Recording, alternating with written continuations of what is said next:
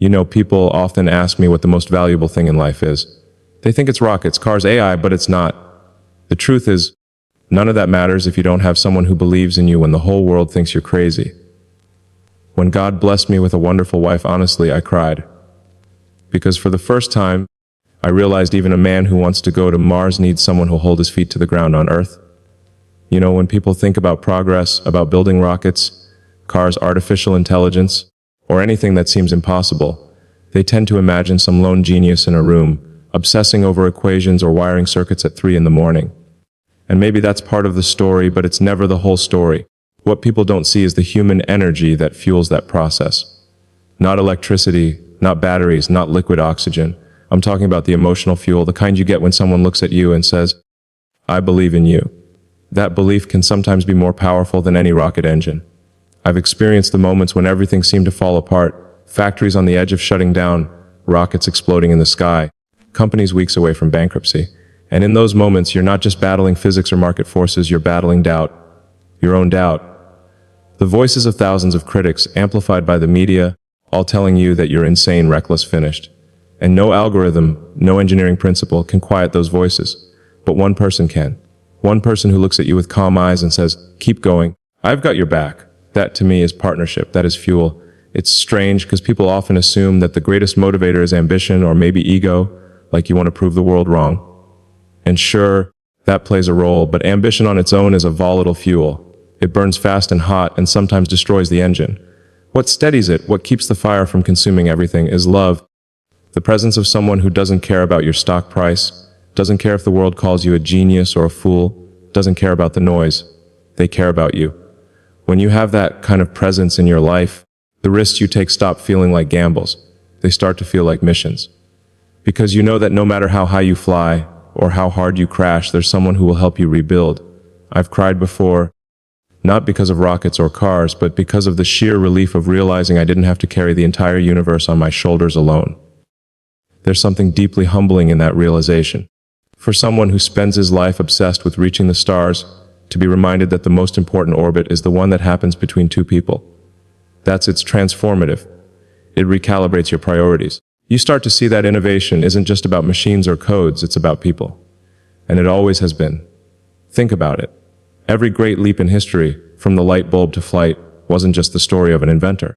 It was the story of someone who stayed up late with them, brought them food when they forgot to eat, reminded them why they started when they were ready to quit.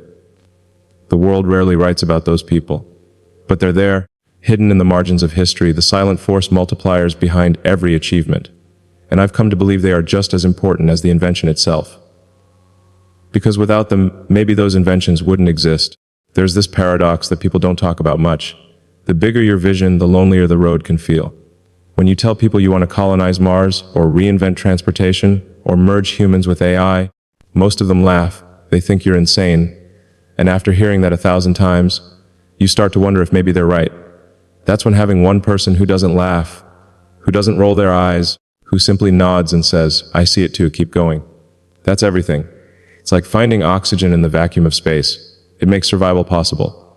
Partnership doesn't mean someone walks the road for you. It means they walk beside you even when the road looks impossible. And when you stumble, and believe me, you will stumble, they don't just pull you up. They remind you why you started walking in the first place. I think about those moments when failure seemed certain, when sleep was a luxury and every day felt like a fight. And what kept me going wasn't the vision of Mars, or the dream of electric cars, or even the numbers in a spreadsheet. It was the thought that if I quit, if I let go, I wouldn't just disappoint myself. I'd disappoint the person who believed in me when no one else did. And that was unacceptable. So much of life, especially for those of us who chase seemingly impossible goals, is about managing fear. Fear of failure, of ridicule, fear of losing everything. And no matter how rational or logical you try to be, fear is persistent. But there's something extraordinary about hearing a quiet voice say, "I'm with you." That voice doesn't erase the fear, but it gives you courage to move through it. And courage is what fuels action. You can't innovate if you're paralyzed by fear. You can't build rockets if you're terrified of crashes. But with the right partnership, you can stand in the fire and keep building anyway. I've always been fascinated by energy, how to store it, how to harness it, how to make it sustainable. And in a way, human relationships are the ultimate form of renewable energy. Love, respect, faith, those things don't deplete when given, they multiply. The more support you receive, the more you give back, and the cycle continues. That's the kind of energy that sustains not just companies or technologies, but entire lives. Without it, you burn out. With it, you endure. Sometimes I think people underestimate just how much of innovation is emotional, not technical. Yes, you need brilliant engineers. Yes, you need math and physics. But the drive to keep solving impossible problems comes from the heart. When the world tells you it can't be done, you need someone who whispers. But maybe it can. And that whisper can be louder than a million critics. It's a strange equation, isn't it? You can have the smartest minds, the best technology, unlimited resources. But without the right emotional support, without the right partnership, it all collapses. And yet, with just one person standing firmly by your side, even the most impossible dreams become plausible. I want to be clear, it's not about perfection. No one is perfect. Relationships aren't perfect. But in a world obsessed with speed, scale, and optimization, there's something profoundly grounding about imperfection. About someone who knows your flaws, your weaknesses, your darkest fears, and still chooses to stand with you. That kind of loyalty is rare. And when you have it, you protect it with everything you've got. Because in the end, no achievement feels meaningful if you don't have someone to share it with. There's this image people have of success as a mountain, and the goal is to climb to the top alone, plant your flag, and claim victory. But I think that's wrong. I think success is more like a rocket launch. You don't do it alone. You have a crew, you have ground control, you have a support system. And in the personal sphere, your partner is the ultimate ground control. They're the one who keeps you tethered when gravity seems like the enemy. They're the one who says, yes, launch, but remember to come home.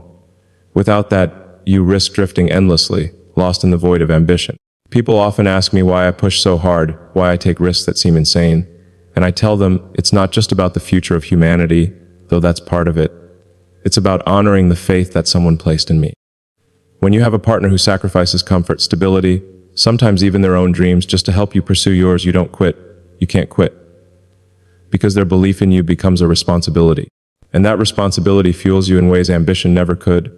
The truth is, partnership is not a distraction from innovation, it's the foundation of it. Without love, without support, without someone to remind you that you're human in the midst of all the machines, innovation risks becoming hollow. You might build rockets, but they'll feel empty. You might achieve success, but it will feel meaningless. What gives technology purpose? What gives dreams weight is the connection you share with another human being. That's the real launch pad. So when I say partnership is fuel, I mean it literally. It's the reason rockets leave the pad, the reason companies survive, the reason visions endure. You can have all the brilliance in the world, but without the right partnership, you're just idling engines. With it, you're unstoppable. Sometimes people assume resilience comes from sheer willpower, or maybe from some kind of unshakable confidence. They think if you're tough enough or stubborn enough, you can endure anything. But the truth is no one is unbreakable. Everyone has limits. Everyone faces moments where the weight feels unbearable, where the pressure builds to the point you think you're going to collapse. And in those moments, what really matters is not how strong you are, but what you choose to believe in, and whether you can find gratitude even in the struggle. Faith, whatever form it takes for you, isn't about ignoring reality. It's not about pretending problems don't exist. For me, faith means trusting that when things collapse, there's still meaning in the collapse. That the universe isn't random chaos, but has patterns, has direction. Even when everything looks like failure, faith whispers that it's not the end. It tells you that setbacks are not punishment, they're part of the process. And gratitude is the way you anchor yourself to that truth. It's very easy in the middle of chaos to only see what's going wrong. The factory is behind schedule, the rocket just exploded, the headlines are brutal, the critics are louder than ever. Your mind wants to spiral into negativity. But gratitude interrupts that spiral. Gratitude makes you step back and say, okay, the rocket exploded, but at least it cleared the tower, that's progress. Or, the company's struggling, but we still have a team willing to stay up all night to solve the problems. Gratitude doesn't erase hardship, but it reframes it. And that reframing is what keeps you moving forward instead of shutting down. There were times when I thought we wouldn't make it. Times when payroll was days away and there wasn't money in the bank. Times when one more rocket failure would mean the end, not just of a project, but of the dream itself. In those moments, the easy thing would have been to give up, to say, it wasn't meant to be. But faith doesn't allow you to stop there. Faith says, no, this has meaning. This is shaping you, teaching you, forcing you to grow in ways you never would if everything went smoothly. And when you combine that with gratitude, suddenly even the darkest nights carry a strange kind of light. You start to see failure as data, pain as feedback, disappointment as a stepping stone. I've cried not out of weakness, but out of the sheer relief of realizing that even in loss there is blessing. It's hard to describe that feeling. You go through fire, you lose almost everything, and yet in the ashes you notice you're still breathing. You look around and see people still standing beside you. You realize the dream didn't die just because the rocket did. That's when faith turns into gratitude, and gratitude turns into resilience. People sometimes think resilience is about pushing harder than everyone else. But I think it's about seeing further than everyone else. It's about looking beyond the current disaster and realizing that this too is part of the journey. Without faith, setbacks look permanent. With faith, setbacks look temporary. Without gratitude, hardship feels like punishment. With gratitude, hardship feels like preparation. That difference is everything. I remember one night, after a particularly brutal setback, just sitting quietly and asking myself, why keep going? And the answer wasn't technical. It wasn't about equations or probabilities. It was about belief. I believed the vision mattered.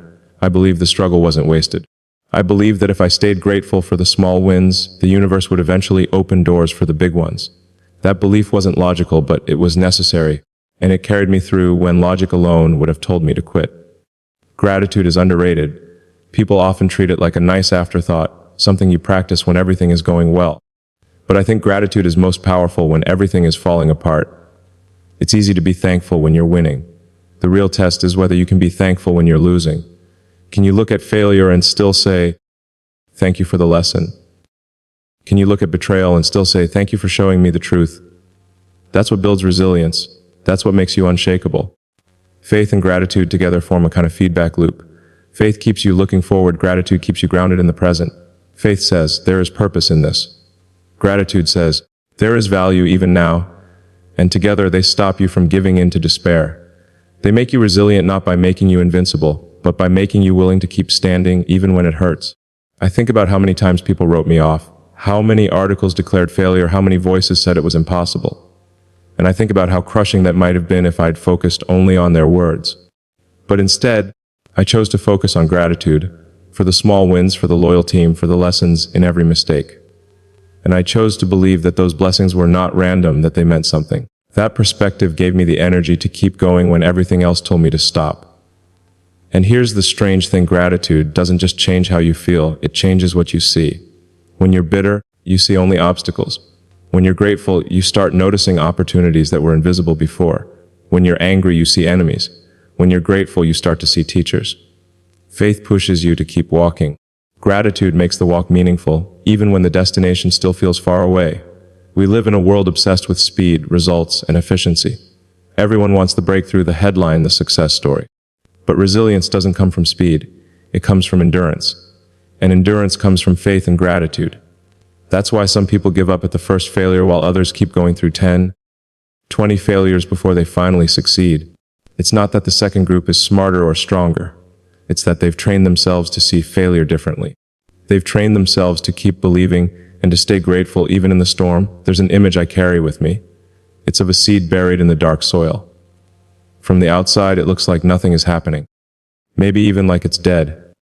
But underground, something is forming. Something is pushing through. That's what faith feels like. You don't see the breakthrough yet, but you believe it's coming. And gratitude is what allows you to water that seed even when there's no visible result. Most people give up in the soil stage because they can't see the growth. But if you can believe, if you can stay grateful, eventually that seed breaks through the surface. That's resilience. I've met a lot of brilliant people in my life. But brilliance alone doesn't guarantee survival. The ones who endure, the ones who actually change the world, are the ones who find meaning in the struggle. They're the ones who, when everything burns down, don't curse the fire. They thank it for showing them what truly matters. And that's not logic.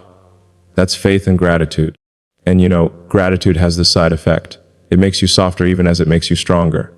You stop taking things for granted. You notice the small miracles, the smile of someone you love, the loyalty of a friend, the chance to try again tomorrow. You realize that blessings are not always loud. Sometimes they're quiet, hidden inside difficulties. And when you learn to see them, life stops feeling like a battle you're destined to lose. It starts feeling like a journey you're destined to grow through. Faith tells you the story isn't over. Gratitude tells you the current chapter still matters. And resilience is simply the act of turning the page again and again, no matter how many times the plot twists against you. So yes, rockets fail, companies nearly collapse, dreams get mocked. But with faith and gratitude, none of that is final. It all becomes part of the story you're writing, Part of the testimony you'll share one day about why you didn't quit. And that, to me, is the real foundation of resilience. And that's why when God blessed me with a wonderful wife, I cried.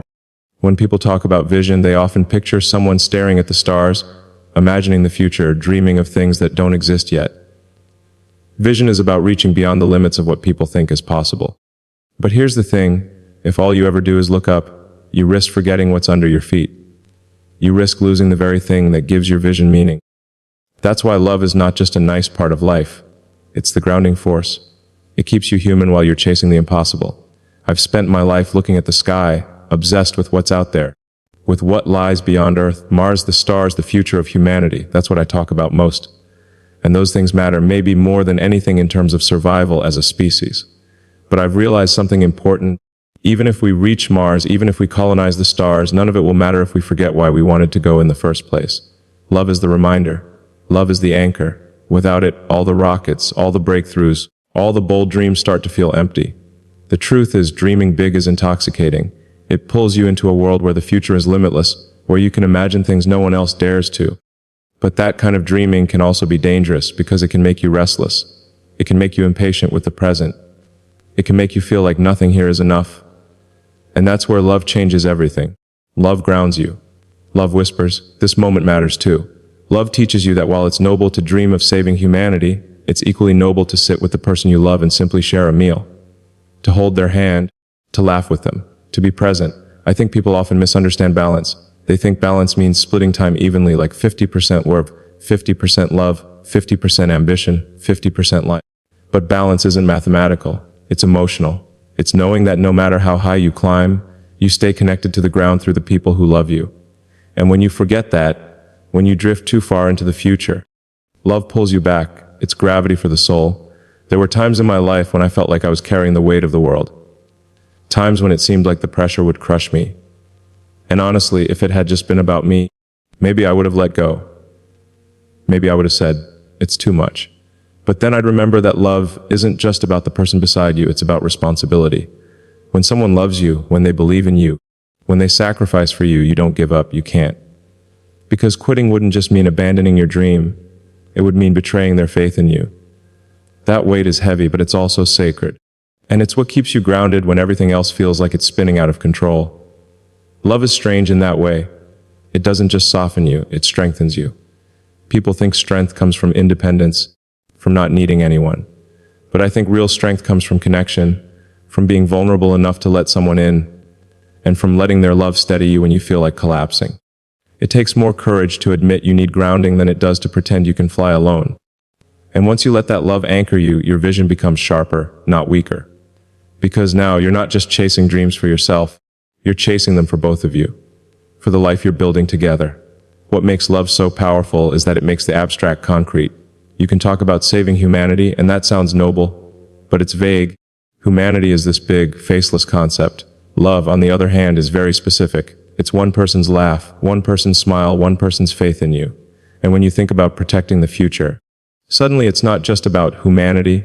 In the abstract, it's about making sure the person you love has a future worth living. That makes vision personal. That makes it real.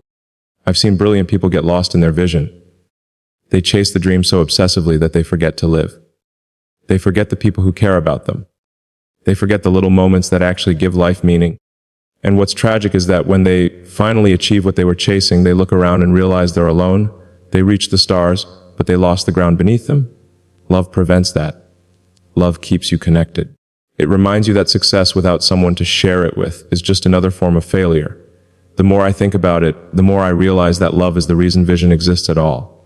If we didn't love life, we wouldn't be so desperate to preserve it. If we didn't love people, we wouldn't care about building a future for them. Every rocket, every invention, every dream is ultimately an expression of love. Love for family, love for humanity, love for the person who looks at you when you're at your worst and says, I still believe in you. Without that, vision is just ego dressed up as ambition. But with it, vision becomes purpose. And purpose is what sustains you when the dream is far away. Purpose is what keeps you building when the failures pile up, when the critics laugh, when the nights are long and the days are brutal. Love transforms vision from an idea into a mission. You're no longer just chasing something because it excites you. You're chasing it because it matters to the person you love and because they matter to you. That's an entirely different kind of fuel. It doesn't burn out as quickly. It doesn't collapse under pressure. It keeps going. I remember moments when the future looked impossible, when the obstacles were so overwhelming that walking away would have made perfect sense. But then I'd look at the people who loved me, at the person who stood by me, and I'd think, if I quit, I'm not just letting myself down, I'm letting them down too. And that thought alone was enough to make me keep going. That's the grounding power of love. It makes you bigger than yourself. It ties your vision to something you can't walk away from. And love doesn't just ground you in responsibility, it grounds you in joy. It's easy to forget that in the middle of all the chaos. But at the end of the day, what's the point of building rockets, of dreaming about Mars, of working 18-hour days, if you don't have someone to laugh with when you finally get home? What's the point of reaching the stars if you can't hold someone's hand while you're looking up at them? Love makes the journey beautiful, not just the destination. And without beauty, even success feels hollow. It's easy to get lost in the magnitude of the future. It's easy to think about humanity as a species, about survival, about destiny. But love reminds you that the future is built one relationship at a time, one act of faith at a time, one moment of connection at a time. Vision can take you to the stars, but love ensures you remember why you wanted to go there in the first place. People will tell you that love is a distraction, that it complicates things, that it slows you down. And maybe in some ways it does. But I've come to believe that slowing down is sometimes the most important thing you can do. Because when you slow down, when you stay present, when you let yourself be grounded, you discover that love isn't the enemy of vision. It's the foundation of it. Without love, vision drifts into fantasy. With love, vision becomes destiny.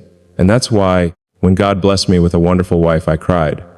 When people look at success from the outside, they see the public moments. They see the rocket launches, the product unveilings, the headlines, the speeches. They see the bold vision, the big bets, the crazy risks. But what they don't see, and what almost never gets talked about, is the quiet support that makes all of it possible. The silent moments in the background, when no one is watching, when no cameras are rolling. That's where the real foundation of any bold future is built. And without it, everything else would collapse. I've always thought it was strange how the world tends to glorify the person at the front, the so-called leader, the face of the vision. But the truth is, no one stands there alone. Behind every visible success is a hidden story of sacrifice, patience, and loyalty. The people who don't care about the spotlight, who don't care about the recognition, but who quietly hold things together when it feels like everything is falling apart. That's the kind of support that doesn't make headlines but makes history. You don't see the nights when the weight of failure feels unbearable, when you question everything, when doubt is screaming louder than belief. But someone else sees it. They're the ones who stay with you in the silence, who don't need to say much, who don't need to solve your problems, but who simply sit there steady, reminding you that you're not alone.